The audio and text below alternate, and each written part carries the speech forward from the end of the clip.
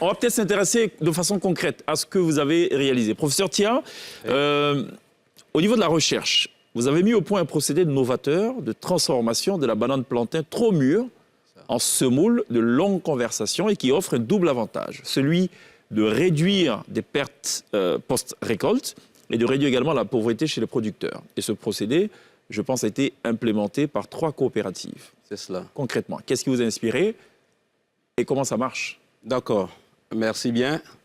Vous me donnez là l'occasion vraiment de mettre un peu au grand jour ce que nous faisons dans les coulisses. Parce que vous avez dit tout à l'heure qu'on ne s'intéresse pas trop aux chercheurs. Aujourd'hui, on a l'occasion et je vous dis merci de nous offrir vraiment cette opportunité. Alors, l'histoire avec la banane plantain commence donc dans un village d'Abangourou, qu'on appelle Amelika. Je fais une mission pour un projet sur le manioc. Et une mémé, qui est la mère d'un ami, nous fait un mets qu'on appelle généralement en baoulé Ngbo et en aïe Mbaou. Alors, ce mets est fait donc à base de la banane plantain. On fait la purée qu'on mélange à la poudre de manioc, disons à la farine de manioc. Et donc, la pâte qui est obtenue est émotée et après émiettée et on fait des grains et on fait cuire à la vapeur. Alors, je mange ce mets. Il est très succulent, il est très intéressant. Sauf que le lendemain, quand je demande à la mémé, je lui dis, mais je veux encore ce mets. Il se trouve qu'on me présente le mets le lendemain, il commence à noircir. Alors, donc, comme la science est basée vraiment sur l'observation, ça m'a intéressé. C'est un mets que j'ai trouvé intéressant, mais sauf que déjà le lendemain, on ne pouvait plus le consommer. C'est compliqué. Voilà. Donc, il fallait donc, rentrer au laboratoire, travailler donc, ce mets, et le mettre sous une forme pour une conservation de longue durée. Ensuite, donc, tout ce travail a fait l'objet d'une thèse de doctorat qui a été soutenue par une étudiante. Et ensuite, il fallait maintenant passer à l'autre phase, passer à la phase d'implémentation à grande échelle. Passer de la théorie à la pratique. Alors là, il fallait donc utiliser les machines et pour faire les grains dans le procédé, donc, la mise en grain est un peu un procédé fastidieux et il fallait utiliser des machines. Il fallait utiliser une machine qu'on appelle le granulateur. Alors ce granulateur, sauf que quand on a la pâte qui est le mélange de la purée de banane, plantain très mûr et donc la farine de manioc ou même la farine de banane, sauf que cette pâte-là colmate dans la machine. Alors donc il fallait maintenant faire appel à un génie technologique, d'accord? Donc modifier les caractéristiques rhéologiques de la pâte, d'accord, pour que cette pâte-là ne colmate plus dans la machine. Alors, donc, au bout de ce processus, on a pu donc réussir et il fallait maintenant aller à la phase pratique, l'application sur le terrain. C'est cela. Alors, donc, pour cette application, c'est pour cela qu'on a choisi donc, 3 coopératives. Une coopérative à Bangourou, une coopérative à Tumodi et également une coopérative à Daloa. Et ce processus de transfert donc, de cette technologie dans le monde rural a été financé par le FIRCA dans le cadre du Fonds compétitif de l'innovation agricole durable. Donc je voudrais saisir cette opportunité pour remercier le FIRCA. Parce que s'il n'y a pas d'argent, il n'y a pas de recherche. Votre machine, c'est juste pour ce plat-là. Est-ce qu'on peut utiliser, enfin, avec... genre, je veux dire... Si on ne mange pas le ngbo, on ne peut pas utiliser votre machine. Cette machine est utilisée, c'est la même machine qui est utilisée pour faire de la tchéké, pour faire les grains de bouillie qu'on voit partout sur le marché. Le mil et tout. Voilà. Est-ce que vous avez essayé tout de même d'évaluer l'impact à l'échelle nationale? Qu'est-ce que ça pourrait donner à une échelle industrielle?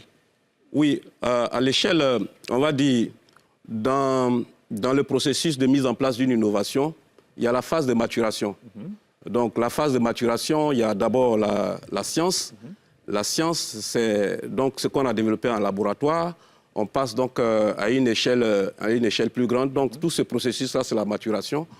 Après avoir implémenté en milieu rural, on a vu donc les petites faiblesses qu'il y avait qu'on a corrigées. Et donc aujourd'hui, par ce projet-là, nous avons pu faire la promotion.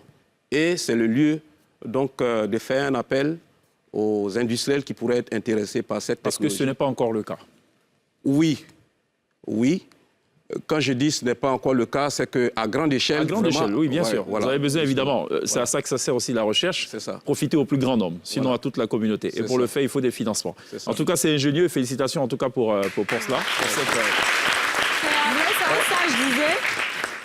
Un homme qui a faim n'est pas un homme libre. Enfin, tu as vu comment on est parti de l'envie de manger un bon pour arriver à créer ce truc. Je voulais savoir comment est-ce que les coopératives ont réagi parce que c'est le boulot des gens. Il y a des gens qui vont perdre du boulot.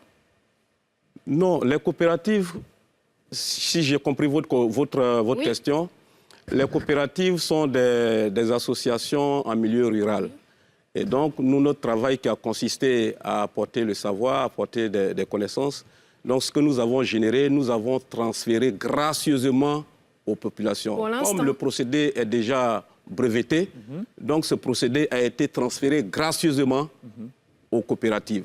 Donc aux coopératives maintenant de s'organiser, de mettre en pratique pour commercialiser ce procédé et avoir des revenus additionnels. Quand on mange, c'est bien, mais il faut faire du sport après. C'est ça. Sinon, il y a un problème quand même. Il y a des dépôts, il y a de l'embonpoint et avec tout ce qui s'ensuit. Ce qui nous amène donc au sport. J'aimerais quand même rappeler ce qui est à l'actif de Mama et toute son équipe. Le nombre de licenciés va croissant depuis 2020. On est passé de 848 licenciés au basketball en 2020 à 9030 en 2021. Puis à 2772 en 2022 et à 3275 en 2023, soit un total de, alors je me trompe peut-être, mais un total de 6950 licenciés à ce jour. C'est juste, hein? Approximativement. Les chiffres ne sont pas super parfaits, mais on a... Parce que notre organisation, pour avoir une base de données, est complexe. Ah bon? Donc, parce que la culture de la database, on entend la mettre en place. Donc, c'est tout un processus. Mais déjà, ce qu'il faut retenir, il y a une croissance des acteurs directs parce qu'il faut les documenter, il faut les identifier.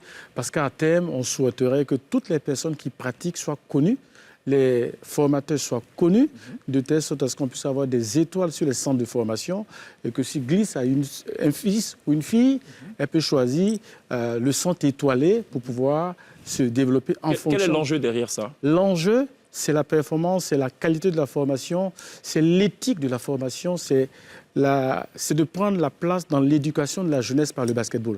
Et en fait, globalement, la vision, c'est de faire de la Côte d'Ivoire un pays de basketball à travers les 31 régions. C'est en train d'être fait parce que là, on est deuxième nation de basketball en Afrique, derrière le Sud-Soudan. On l'a appris hier et on est passé de la 42e à la 33e place mondiale. Oui, ça, c'est vraiment une performance à saluer de l'ensemble des acteurs par rapport à l'ensemble du travail qui a été fait. Et c'est aussi lié au résultat de la Côte d'Ivoire sur les 3 ans depuis l'Afro-Basket en 2021.